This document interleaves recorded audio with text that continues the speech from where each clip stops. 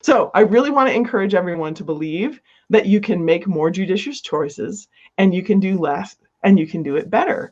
A really, really tangible example of way agents think that their time is not their own is when someone calls and says, I have to see this house now. ASAP, right? I have to see this house today. I have to see this house this morning. Okay. So what would happen if I've committed to be on this show and someone has to see a house? What would I do? Well, I'll just text Jerusalem, not coming. I'm going to show a house. Never, never. Okay. So thanks to the things that I have committed to, I have learned the discipline of, no, I have something more important. But that wasn't always true for me.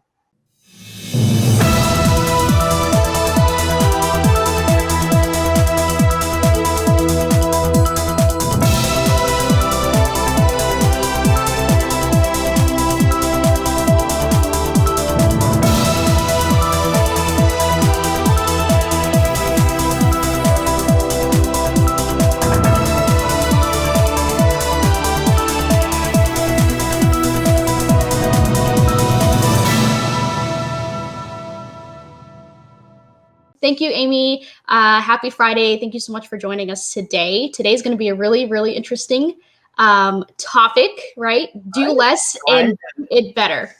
Do less and do it better. I think that probably sounds like blasphemy to most modern Americans. It's like, no, no, no. I do it all. I just spread myself thin and I multitask. And we're going to talk about the opposite of that.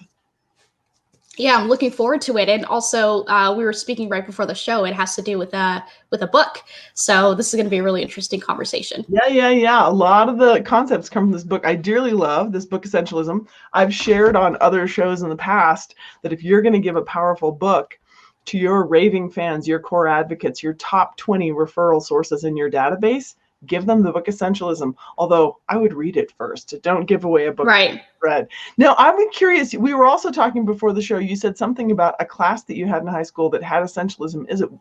Was that a topic, or what do you mean? It was just it was a unit in English.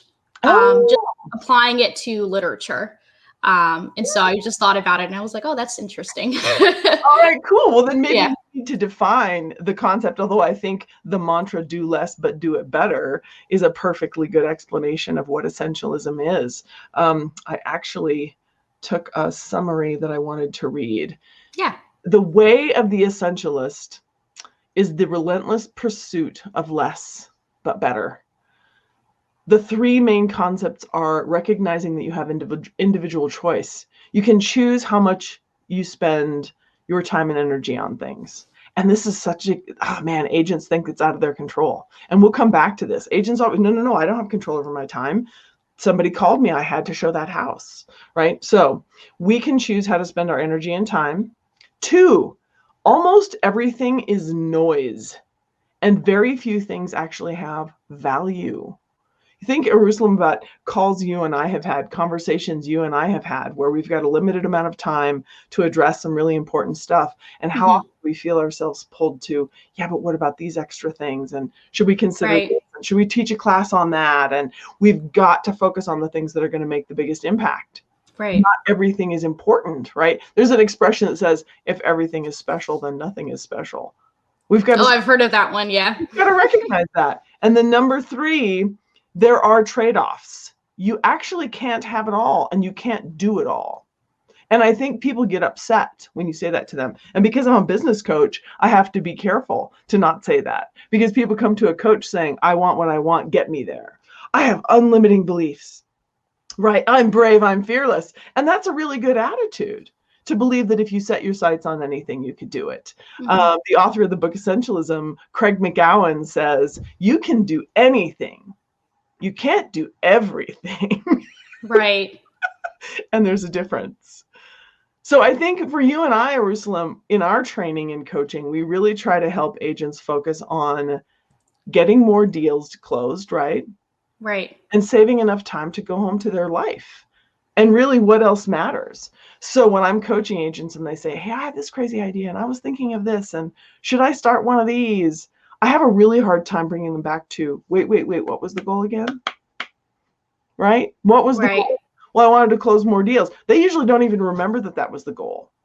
You know, they'll say, oh, it was to grow my prominence on social media. I'm like, to what And end? you made a good point too, because you and Charlie would always say, like, making sure that we're constantly going back to our goal, reviewing our business planning and things like that, so that we don't really forget it. We have it in the back of our minds throughout the day. Yeah. So you have to ask yourself, why are you doing this? Is it furthering the goal that you have, right? And plenty of people are like, well, it'll increase my presence on social media. It will make my database bigger. Like, that isn't the goal in and of itself, I don't think. Having a massive database, I don't think, is anybody's end goal. I see it as sort of like an action plan leading towards the goal, or a step, right? Yeah, it's part of your process. My son challenged me one day when I said I was going to do something. He said, to what point and purpose? I said, what is that, Shakespeare? And he said, no, it's Jack Sparrow from Pirates of the Caribbean. To what point and purpose? So I think it's tough for those of us living in this I can have it all age to be willing to recognize I can choose to control my time. I can do almost anything, but I can't do everything. What would you say, Eyerusalem, in the work that you do with agents, is the thing that they struggle with the most?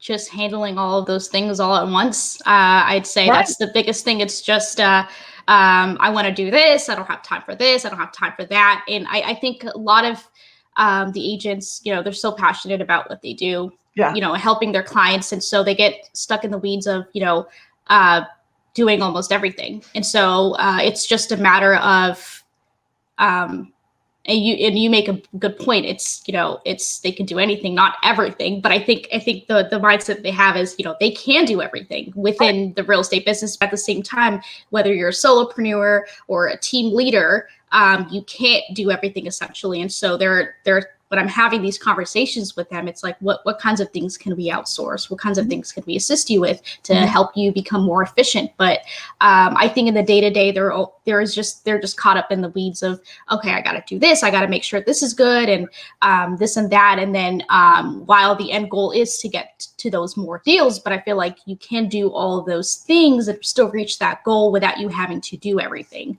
Right. And so that's definitely the biggest challenge, I would say, is them trying to manage everything within their real estate business, and thinking that there is a way to do it, especially as an individual associate. But at the same time, whether you're incorporating time management, organization methodologies like the ones that you and I have introduced with Asana, and getting things done, methodologies and things like that, I think even with that, you still can't do everything. And even Dave Allen, in the book that we're both reading, there are things that he even tells people to delegate, so that you can really prioritize on what to focus on.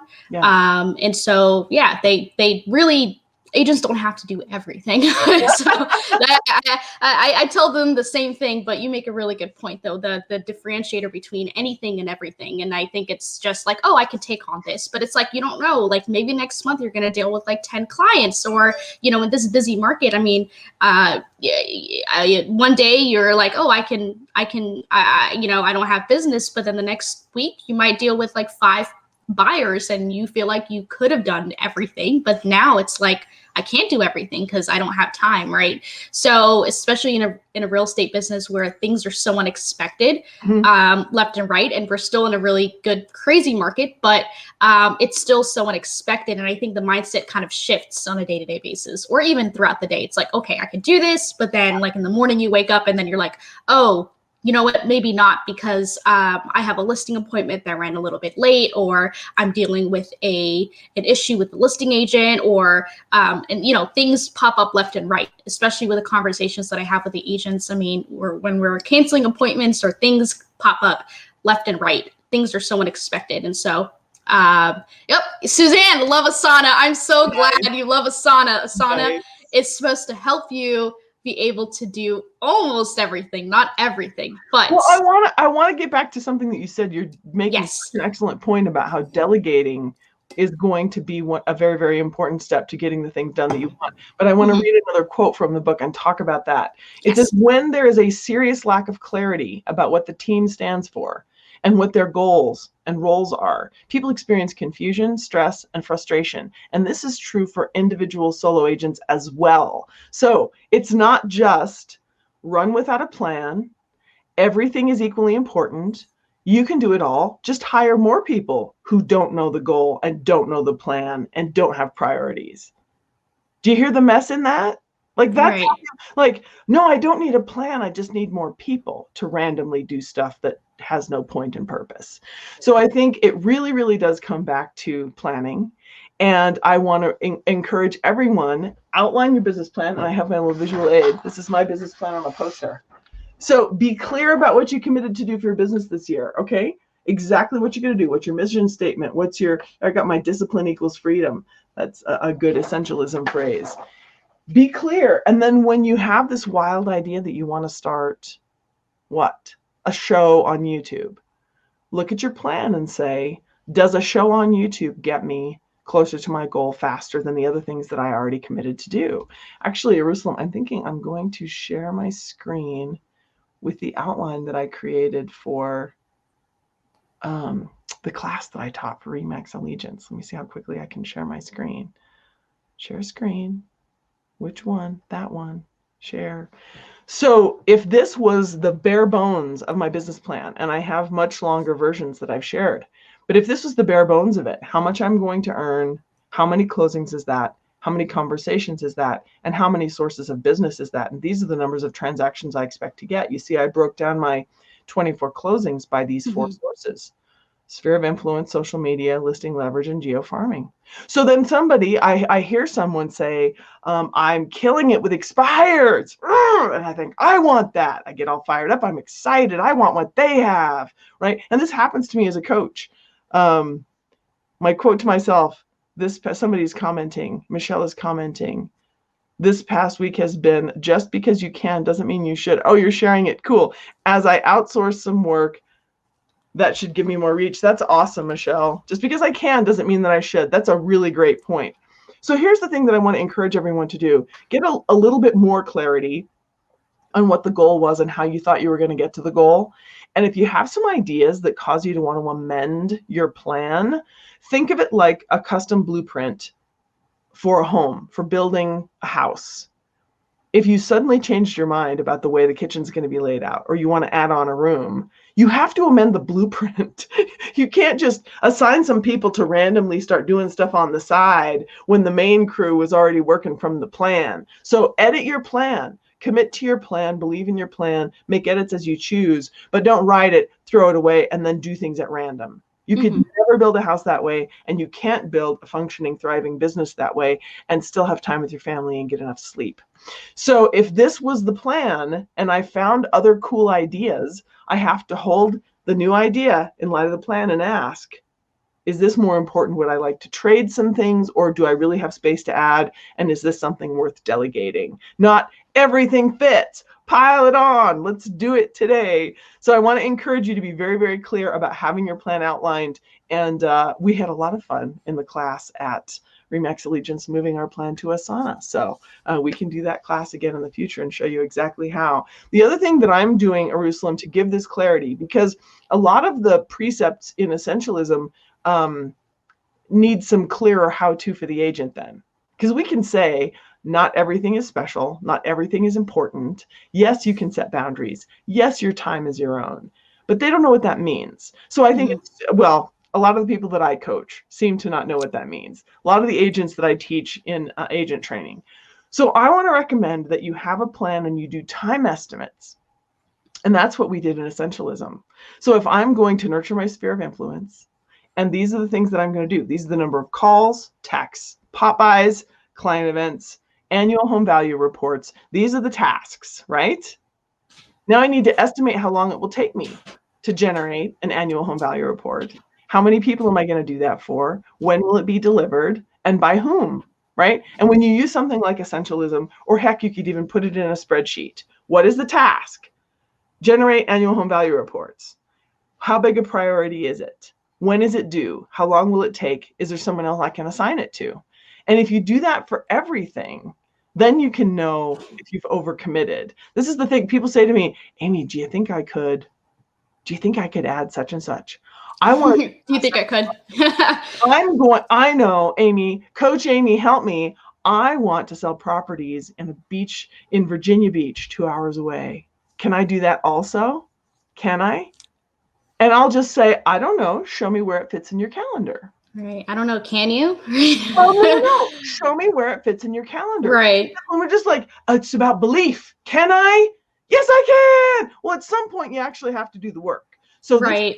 This is my grounding question. Does it fit in your calendar? Show me. Share your screen. Show me your calendar. Let's talk about this. I'm never going to tell somebody no. I'm going to say, sure. If it fits in the hours you have in the day, let's do that. Right? So I think that's one of the most important things you can recognize is that everybody gets 24 hours in 7 days. And I encourage you to be really proactive about what is essential, right? What is important. This is one of the things that blew my mind about this book. See if I can find a quote fast enough. He was talking about how we live in an age where everything is supposedly so fabulous and special. Everything.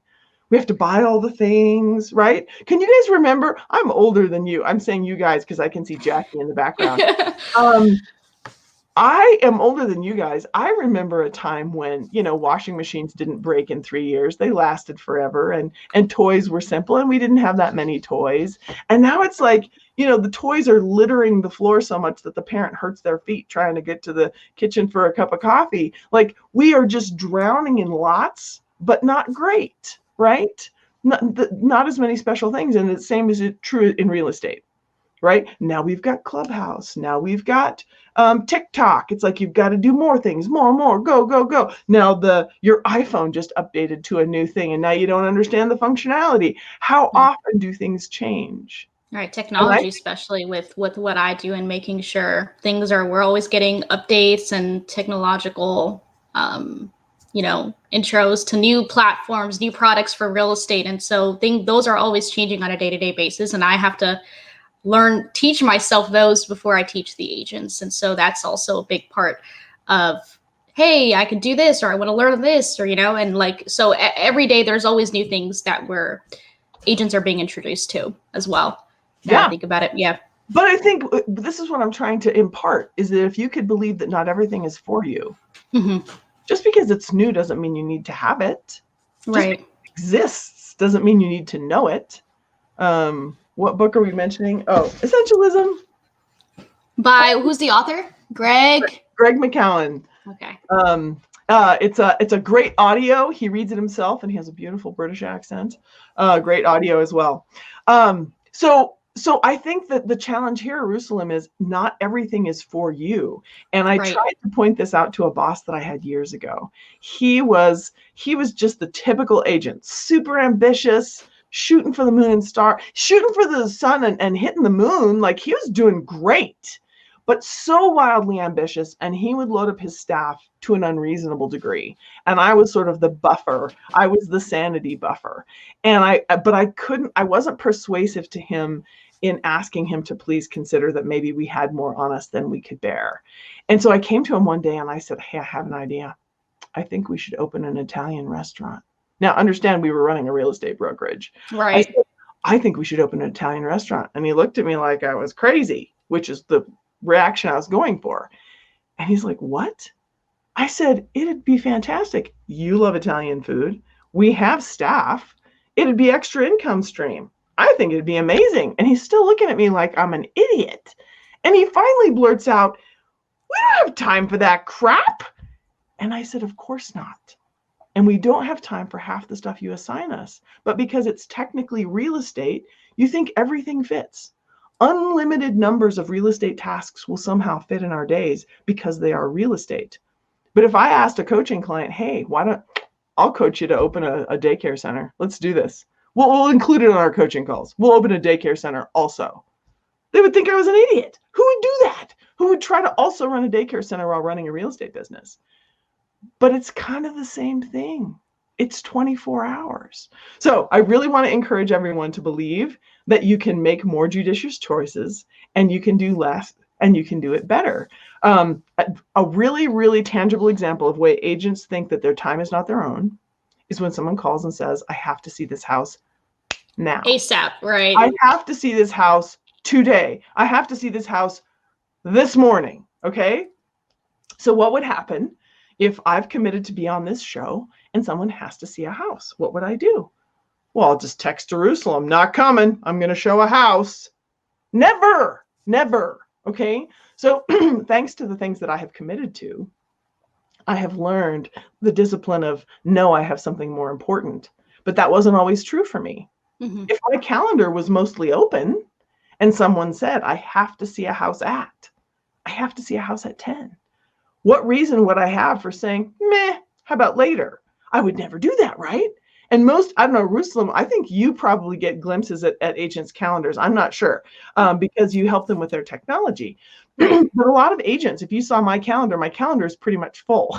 Right. It's pretty much full all the time with actual appointments. But for an agent whose calendar is kind of mostly open, they have a huge list of tasks, right? They have a huge list of marketing tasks. They have a ton of things they need to do, but they aren't appointments.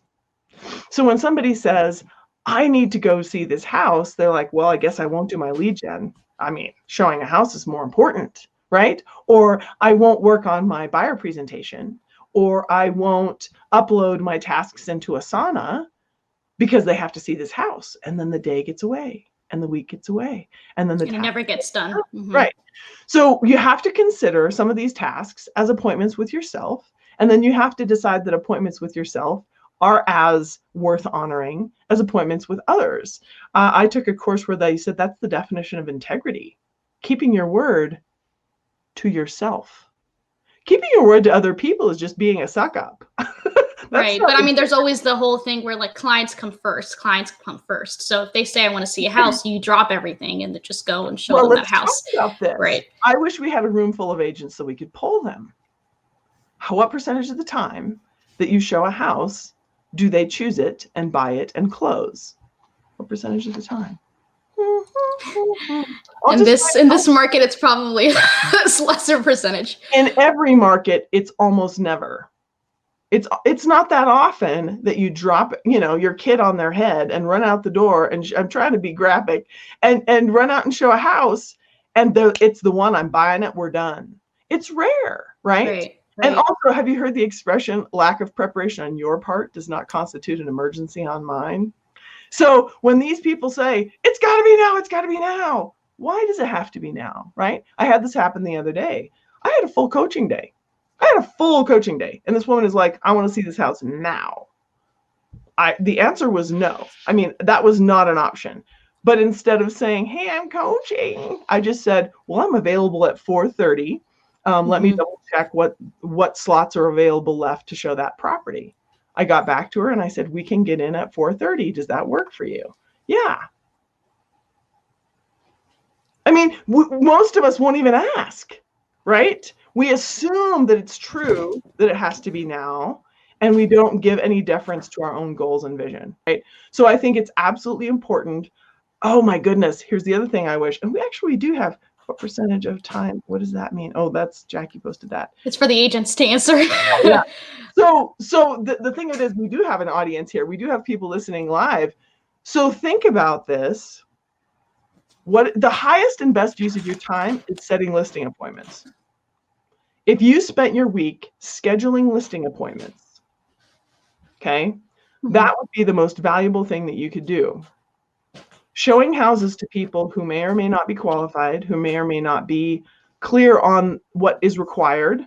I think that the second best thing you could do is buying strategy sessions on Zoom. For those who haven't seen previous shows, don't show houses to buyers in this market. People say without a pre-qual letter. That's bare bones. Don't show houses to people in this market without walking them through the current statistics. Show them the list to sell ratio that is average for their target home. List to sell ratio. It's priced here. Where is it going to sell? On average, here. Until they know that homes are averaging X amount above, you say, oh, it's tough. It's competitive. It's competitive. They don't know what that means. Log into the MLS. Share your screen. I do this all the time. Walk them through the stats right now and ask them, how do you feel about offering more than full price? And then shut up and make them tell you. What would you think about a covering appraisal gap? Let me explain appraisal gap. This is what's happening right now. I had somebody say to me the other day, Eyerusalem, that they are exhausted. They have lost out 9 times in a row. Their buyer has lost out 9 times. And I said, did you do a buying strategy session? Did you walk them through the expectation that they'll have to win? Oh, it's just too competitive. They just can't win. I said, somebody won. 9 times. Somebody got a house, and it wasn't them. If you don't have the winning strategy, you won't win, right? Right. And you can't ask them to just guess blindly. So I think it's absolutely vital in this market that you guys stop overthinking the shiny objects, right? We're over time. The newest shiny thing. Focus every single week on posting things that are listing attracting. Go do an audit of your social media and recognize that most of your conversations and most of your ads have to do with buying. And I'm not saying don't work with buyers. I'm saying it's time to skew your marketing to attract listings. So these are my essentialism. I'm going to tell you what to care about. Essentialism for real estate. Yeah. This is essentialism according to Amy. Start attracting listings and focus primarily on it. And don't overthink the buyers, because the buyers will come to people who have listings. I'm not saying don't work with buyers. I'm saying focus on listings and you will have both. So start focusing your conversations and your marketing on listings. Make an intention to have a listing appointment every single week. Fight for it. When somebody says, ooh, I have this, hey, do you want to take this title company class? Hey, let's go on this networking caravan. Say, have I set my listing appointment yet this week? Nope. I got to stay here and set my listing appointment. Set a listing appointment every single week and let all the noise fall away. And when someone says, I have to see this house right now, say, that's exciting. Let's talk about where you are in your buying process. Slow it down and figure out what they need. So I recommend the book Essentialism. I really encourage you to write it on your bathroom mirror. Do less and do it better. Not everything is for you. Not everything is special. It's absolutely true. We live in an age where everything is supposedly special, and it truly, truly isn't. And okay, last quote, and then I'll let us run. I can't believe we're over time, Eyerusalem. Okay, last quote. Let's end the session with a powerful quote. Right. Many capable people are kept from getting to the next level of contribution because they can't let go of the belief that everything is important. Not everything is important and not everything is for you. Start to believe in your authentic self and your authentic contribution, your authentic brand, your authentic value, your authentic life is not the same as someone else's. Quit peeking over other people's fences on social media and feeling jealous of what you see. Live an authentic life. Choose to do a few things really, really well and go home to your family. That's my parting shot. Oh, thank you so much. That's a powerful quote. Do it less and do it better. Yes. So that's the biggest takeaway for the day, and also heading into the weekend too. I think it's a nice thing, because it's like real estate agents are also really busy on the weekends too. Yeah. It's not that standard Monday to Friday 9 to 5. So do it less and do it better. Thank you so much, Amy. Definitely check out the book on Essentialism by Greg McKeown. Yes. All right. Thank you. This was a really wonderful topic. We're over time because we're having too much fun. So, so thank you so much. Hope everyone has a wonderful weekend. Thank you for watching. And as always, we are here to make your real estate career better. Bye, everybody.